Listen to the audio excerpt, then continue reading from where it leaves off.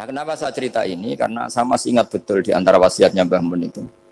Pirroh sebab apa Fatihah kok ihdinas siratal mustaqim, bukan siratoka tapi siratal ladzina an'amta alaihim.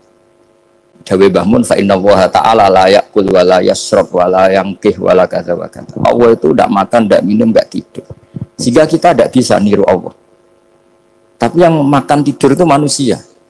Sehingga kalau ingin dekat Allah ya niru siratal ladzina, bukan siratoka. Kita cara tidur niru Kanjeng Nabi, niru ulama, cara makan, cara minum, niru Allah tidak bisa. Makanya bukan ihdinas siratal mustaqim siratoka tapi siratal ladzina an'amta. Maka dalam beragama itu butuh master, butuh panutan. Ya tentu Mbah Mun oleh ngendikan pakai luwet orang-orang kuno. Cara Mbah Mun pakai cantolan. Maka saya punya makalah banyak dari Bapak, dari Mbah Mun, dari Mbah Zubair, dari sampai saya itu hafal sanad sampai Rasulullah Shallallahu Alaihi Wasallam. Karena yang bisa mengawal ilmu itu sanad. Termasuk saya di sini bawa kitab Ar-Risalah Al-Qusairiyah. Nanti saya baca beberapa panutan kita. Di sini ada Abdul Qasim Al-Junaidi, ada Abu Yazid Al-Bustami, ada banyak ulama yang ditulis Ar-Risalah Al-Qusairiyah. Dan itu yang membentuk Imam Ghazali, kitab Ar-Risalah Al-Qusairiyah. Tapi sekarang kita ini tidak belajar lagi tentang tasawuf. Tasawuf itu Abdul Qasim Al-Junaidi jadi wali itu bukan wiridannya terlalu banyak, enggak. Beliau pernah bikin satu kalimat yang menjadikan Allah itu ridho. Kalimatnya begini, kalau malam beliau wiridan gini, ya Allah, kenapa engkau ngasih rezeki saya? Padahal engkau tidak butuh saya. Kalau seorang majikan ngasih servis sama karyawannya, memang butuh pekerjaannya. Tapi engkau ini zat yang tidak butuh saya, tidak butuh kita. Ngapain ngasih? Jadi punya sisi betapa Allah itu luar biasa. Wong tidak butuh kok. Ngasih itu kan luar biasa. Jadi karena mensifati seperti itu Allah itu ridho. Sehingga yang dikatakan ibadah itu apa? Ma'rifatullah. Mengenali Allah secara benar. Jadi jangan kira wali-wali dulu terus terlalu istiqomah, ada juga. Mereka punya pakem yang menjadikan Allah itu ridho. Saya beri contoh nih di sini banyak makalah nanti saya beberapa baca tabarruk. Banyak riwayat dari orang-orang sufi. Nabi Ibrahim itu pernah ketemu orang Majusi. Beliau terkenal sakhok, terkenal sakhian. Ketika ketemu orang Majusi, ya Ibrahim saya ini sehari saja ngasih makan saya. Kamu kan tukang ngasih makan orang. Terus, ya tapi bisyarti antus lima, kamu harus Islam. Fikihnya Nabi Ibrahim adalah kalau saya menolong dia berarti nolong orang kafir.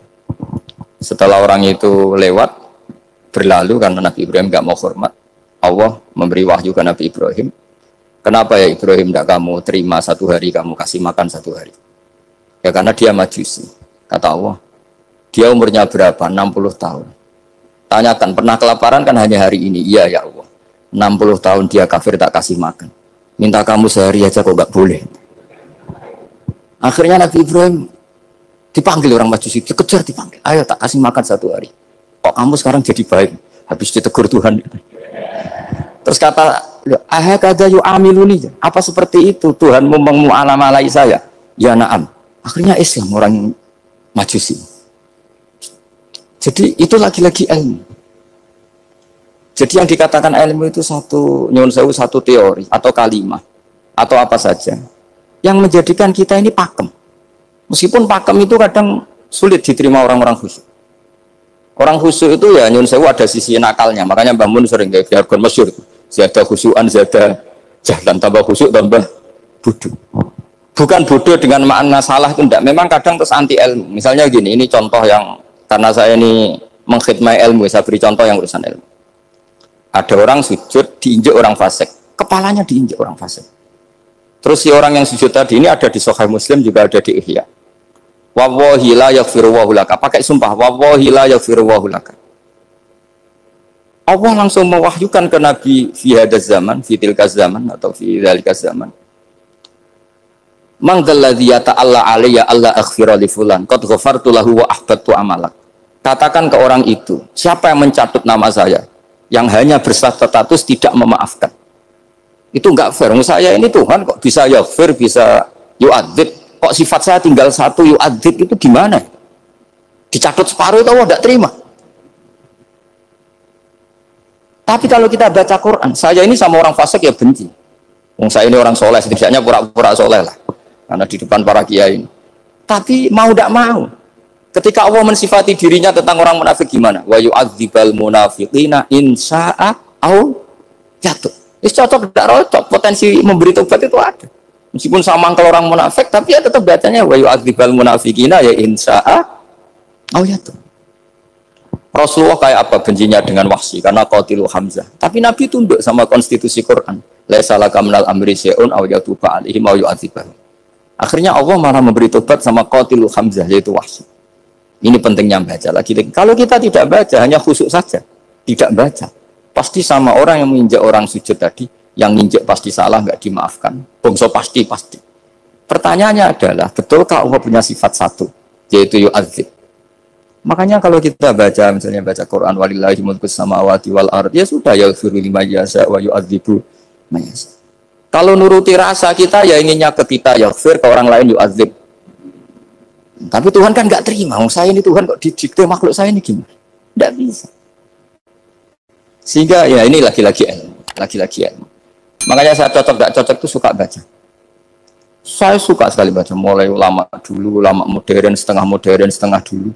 Mulai ulama yang kedunian sampai setengah kedunian. Suka. Saya dulu tuh gak suka uang. Karena saya memang tadi mbah saya dari bapak itu wali Mas Dadi. Kalau tadi Mas Nadif jujur, mulai Mbah Soleh itu suka bully mertuanya. Jadi saya alhamdulillah dia jujur. Itu hadal khitab li ahlil jiddi was sarwah. Ini khitab untuk orang kaya. Kalau isim Gusti jenengan nampen ngongkon infak kok kalau diinfaki. Jenengan nampen ngongkon ngamal kok kalau di ngamali. Jadi maka yuhibbunal mal, mereka tidak suka harta. Walakin liyanalu ladzatal khitab bil infak, dan itu harus kaya dulu untuk bisa infak. Jadi itu uniknya. Akhirnya saya Imam Sa'roni penting juga kaya. Jadi wali untuk suka harta itu nunggu diperintahkan Allah. Alhamdulillah kita tidak sudah wali dulu karena sudah senang harta balik. Jadi kayaknya keren kita dibanding wali-wali itu. Artinya wali itu tahu pentingnya harta setelah jadi wali. Kita alhamdulillah mulai kecil sudah tahu pentingnya harta, kayaknya kita lebih lawali. Imam Syafi'i itu dulu gak suka sama orang kaya. Saya berkali-kali ceritain. Karena dia dididik Sufyan As-Tsauri, Sufyan bin Uyainah. Tapi ketika ketemu Imam Malik itu kaya raya. Meskipun dia hidupnya sederhana, tapi kaya raya. Pas beliau mau Imam Syafi'i dia agak-agak sopan kalau sekarang tanya, setelah jenengan ilmu yang saya harus ambil siapa? Kata Imam Malik, yang salim saya itu sudah meninggal Abu Hanifah, tapi muridnya masih, namanya Muhammad bin Hasan Asy-Syaibani. Kamu datang ke sana. Semalam itu Imam Malik dikasih uang 500 dinar. Padahal 1 dinar itu 4,25 gram. Bisa dihitung berapa ratus juta. Terus separuhnya dikasihkan Imam Syafi'i. Nah, tidak kasangoni. Pagi-pagi diajak ke Baki. Dulu Baki itu ada kafilah rental unta. Mana kafilah yang mau ke Irak? Kita. Ya sudah ini antar. Tak bayari. Diantar Imam Syafi'i. Diantar ke Imam Muhammad bin Hasan Asy-Syaibani di Irak. Itu ketemu Muhammad bin Hasan Asy-Syaibani pertama itu apa? Beliau itu kalau ngitung uang di meja. Emas-emasnya di meja, uangnya dolar semuanya di meja. Tambah kaget. Ini saya sama Imam Malik ingkar, ini malah lebih parah lagi. Kata Muhammad bin Hasan Asy-Syaibani, "Atajabu min hadza." Kamu kagum dengan ini, merasa aneh? Iya ya. Ya sudah, ini tak kasihkan orang fasik, tinggo demenan, tinggo judi. Jangan, jenengan saja. Kalau jenengan kan orang soleh dipakai kebaikan, berarti orang soleh boleh kaya. Angsal-angsal kan itu. Semenjak itu Imam Syafi'i kebablasan. Nah lagi-lagi kebetulan kita sebelum ngaji Imam Syafi'i sudah seperti itu. Jadi ini justifikasi. Lagi-lagi itu ilmu. Saya ulang lagi itu ilmu. Akhirnya saya baca kitabnya Imam Sa'roni namanya Al-Minanul Kubro. Itu beliau cerita wa mimma manallahu alaihi. Kesannya kayak orang sombong. Tapi sebetulnya yang sopan itu yang sombong. Karena Imam Sa'roni kan bilang, kamu harus memaklumatkan diri kalau antum minal ulama il amilin. Kamu termasuk ulama yang amilin. Terus ditanya sama orang-orang, bagaimana kalau nyatanya ndak? Kamu tadi subuh sholat, iya saya sholat. Kamu tadi zuhur sholat, iya saya sholat. Kenapa ketika kamu maksiat ingat terus, ketika kamu taat tidak ingat? Berarti kamu anggap Allah itu menyesatkan kamu tok, tidak pernah ngasih hidayah sama kamu. Nah saya itu termasuk orang yang didikte oleh kitab, terbentuk oleh kitab Al-Minanul Kubro. Jadi di situ hidup itu enak semua. Makanya saya itu masih ingat dialeknya dua orang alim. Nggak perlu saya sebutkan, ini agak sensitif. Karena ceritanya itu ada anaknya Kiai mau nyalek. Karena dia anaknya Kiai tanya, Mbah dalilnya nopo nanti yang kepengen jadi jabatan, mencari jabatan itu sah. Kalau yang jawab tak sebut gak apa-apa namanya. Jawabnya Mbah Mun oleh gak apa-apa. Nabi Yusuf juga ada jabatan. Terus beliau baca qalat ani ala khuzainil ardi ini khafifun alim. Nabi Yusuf juga ada jabatan ya Rabb. Didebat sama orang alim. Itu Nabi Yusuf syariatnya itu mansukhoh di syariati Rasulullah Muhammad SAW. Setelah tamunya pulang, Mbah Mun dibantah gitu. Dari Mbah Mun gini bilang, anut kiai wae oleh pemenang anut Nabi. Sama ingat kalimatnya. Anut kiai wae oleh pemenang anut. Artinya Nabi Yusuf kan minta jabatan ij'alni ala khuzainil ard. Jadi akhirnya semenjak itu fikih-fikih ilmu tadi saya ulang lagi. Akhirnya saya cari, termasuk saya disuruh bangun. Ternyata saya cari-cari ya tadi am yahsudunan nasa ala ma atahum wa min fadlillah faqad ataina ala Ibrahim alkitab wal hikmata wa atainahum mulkan azim. Keluarga Nabi Ibrahim di antara sifat yang disebutkan Allah adalah dikasih mulkan azim. Sebab itu akhirnya kiai Indonesia itu mazhabnya Syafi'iyah semua. Politik ya kerso, jabat ya kerso, proposal ya kerso. Saya ini, maksud saya ini yang menyelamatkan ilmu. Kalau orang khusyuk pasti gedeng. Kiai kok gelem proposal, kiai kok para pejabat. Tapi orang ilmu setuju. Nah saya nggak tahu setujunya itu bawaan ilmu apa bawaan nafsu tadi itu yang mulai saya datang. Nah kalau saya kan bawaan ilmu saya baca. Itu bedanya saya dengan Mas Nadif jadi bawaan baca. Apapun pakemnya para wali itu kalau diingatkan secara ilmu itu terus kayak runtuh. Saya berkali-kali mencontohkan. Dan itu valid, data itu valid. Sufyan bin Uyainah itu orangnya khusyuknya Masya Allah. Gurunya Imam Syafi'i, gurunya Imam Malik. Itu beliau menceritakan dalam kitab Hilyatul Auliya. Nabi Isa itu senengannya itu ceria sekali. Nabi Yahya itu senengannya bersengut, abusan, suka kayak takut akhirat, takut penyakit. Akhirnya Nabi Isa ditegur sama Nabi Yahya. Mali aroka dohikan ka'anna kata manumin makrillah. Saya melihat kamu kok suka tertawa, seakan-akan kamu merasa aman, tidak kena azabnya Allah. Nabi Isa akhirnya balas tanya, Mali aroka abisan ka'anna katai asumin rahmatillah, taknatu min rahmatillah. Kau yang bersengut, kau dunia orang rahmat. Padahal ya ono mangan, ono guyon, ono nikmat. Dan itu figur besar, akhirnya kita tahu. Dan saya sering cerita juga, setiap dakwah itu Nabi Isa nyari syirorun nas, Nabi Yahya cari khiyarun nas. Tentu alasan Nabi Yahya gampang, berteman orang baik itu baik lah, nyaman, terus akibatnya juga baik. Nabi Yahya enggak. Limaga tanzilu ala syirorin nas. Kenapa kamu singgahnya ke orang-orang yang buruk? Ana tabibun udawil marto. Saya ini dokter, tentu menyembuhkan yang sakit. Akhirnya terus di Indonesia banyak kiai yang kancanan orang fasik ya banyak. Tapi ya tentu yang benar itu yang mensolehkan yang fasik. Yang mesti salah yang menjadi fasik karena ketularan yang. Tapi itu lagi-lagi apa? Ilmu yang bisa menjadikan kita percaya itu ilmu. Saya tuh suka sekali baca kitab yang berbeda. Saya sekarang baru belajar kitab orang-orang Hanafi. Orang-orang Maliki. Kitab namanya itu Sarah Bukhari. Yang dikarang orang India, orang modern. Anwar ya. Kiai Anwar Shah, orang-orang India ya orang sekarang. Itu beliau termasuk mujaddid kalau dalam perasaannya orang India. Mensarai Bukhari ya, kira-kira sanadnya Sayyid Muhammad ke beliau itu 3 atau 4. Beliau termasuk orang-orang yang bisa membentuk India seperti itu. India kan banyak syurahul hadis termasuk Waliullah Ad-Dahlawi, terus Syekh Yusuf Al-Kandahlawi, banyak lah saya. Itu beliau cerita di kitab-kitab itu. Bahwa ilmu itu harus diungkapkan. Terus beliau cerita banyak tentang kewalian. Sampai dalam cerita kewalian itu unik. Sab'atun yudhilluhum wa fi dhillihi wa la dhilla illa dhilluh. Itu diantaranya itu. Wa rajulun da'athu imra'atun datu jamalin wa mansibin faqala inni akhafu. Mau modal gak situ. Wis dijak wong ayu, menarik, muni ra gelem. Modal ra gelem iku iso dadi wah. Iku yuzilluhum wa fi dhillihi yauma la dhilla. Ya. Nah, masalah kita ora digelemi lah itu masalah. Itu sangat.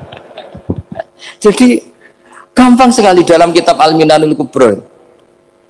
Dan kalau baca itu enak. Misalnya gini. Tentu masa lalu kita yang buruk itu tidak diceritakan orang lain. Dan itu kadang karena gengsi. Tapi kalau melihat hadisnya Nabi itu gampang sekali. kullu ummati mu'afan ilal mujahirin. Umatku semua itu dimaafkan kecuali yang memperlihatkan salahnya dosanya. Jadi nggak boleh kalau sampean sekolah nggak naik kelas cerita anaknya. Kalau saat dulu nggak naik kelas, kalau punya utang koperasi nggak pernah bayar, nggak boleh cerita seperti itu. Boleh. Kalau ditanya bapak dulu pinter nggak? Oh pinter sekali. Harus bilang gitu, pinter sekali. Pernah ranking sekali, sudah nggak apa-apa itu. Meskipun dengan makna yang lugawi ya. Misalnya seorang bapak cerita, cuma mau disini nak pacaran tak ambung. Misalnya, anaknya mesti suatu saat kan dia puber. Mesti nak ngambung meniru bapak. Nah kalau yang cerita itu ribuan atau jutaan. Cuma zaman yang pondok itu rezekiku kombodoni. Kan terus jadi syariatun mutabah. Alasannya Imam Ghazali itu paling masuk akal. Ini saya cerita. Ila aliman barokahnya baca Imam Ghazali. Fa inna wa ta'ala yakrahu zuhurul ma'asi. Wa min asbabi zuhur adalah al-mujaharah.